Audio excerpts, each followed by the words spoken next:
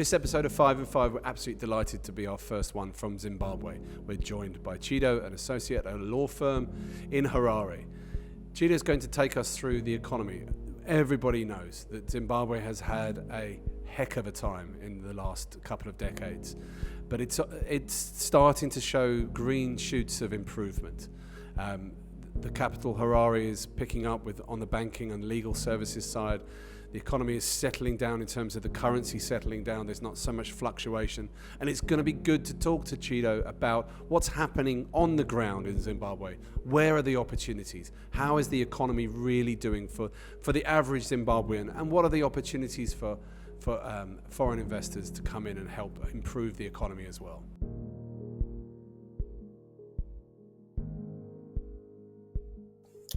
Thank you for the question. Currently, I would say the economy is doing quite well.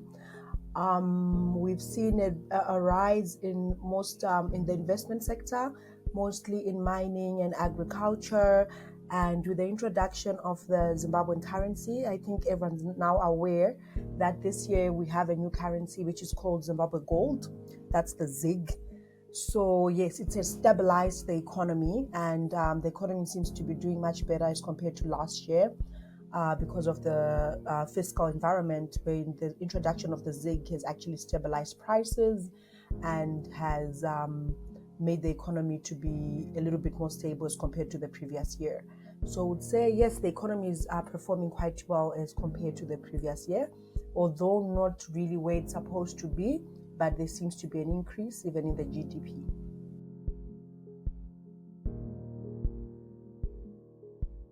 Definitely would say the legal, in terms of practice, we have seen a lot of new law firms are forming in Zimbabwe. The requirements to open a law firm in Zimbabwe are not as stringent as in other economies. So there's been a lot of increase in terms of a lot of new firms.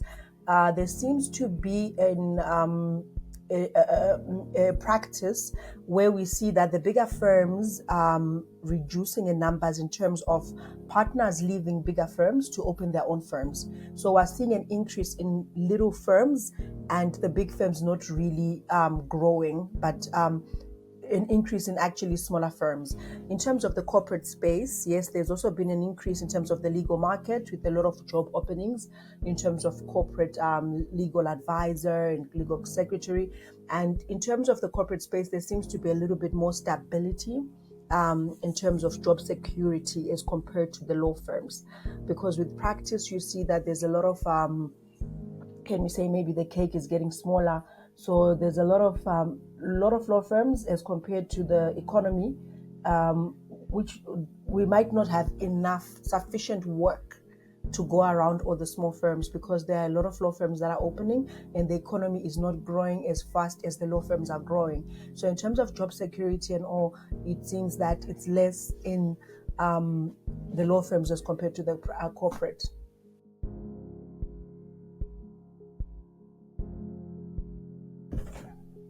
I think growth opportunities would mostly be in the mining sector. As we all know, there's a lot of discovering in lithium in Zimbabwe, as well as our usual gold and all the other diamonds.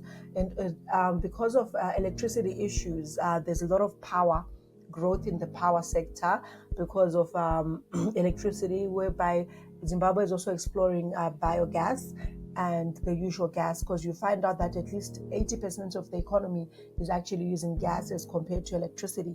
So we're seeing that there could be a lot of growth in the power sector, given that Zimbabwe is also rich in a lot of minerals and lithium.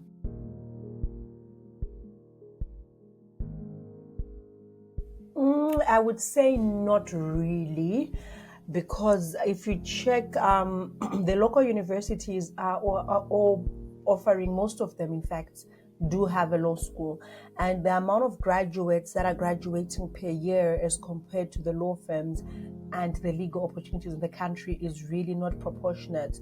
So in terms of job growth and opportunities, I'd say they are very little, because we find that even most legal graduates are actually sitting at home looking for a job, and they can't secure a job either in law firms or in the corporate space, which gives a lot of exposure to the legal market, whereby you find that some people are now resorting to like a rented chair kind of arrangement, which, of course is not acceptable by the law society, but it's because most lawyers now are desperate to look for jobs and they can't secure anything either in practice or government or in the NGO space, and worse off in law firms. So would say that, and not only are we looking at the local universities, but we're also looking at international universities, because you see with law it's very difficult for you to practice in a foreign jurisdiction.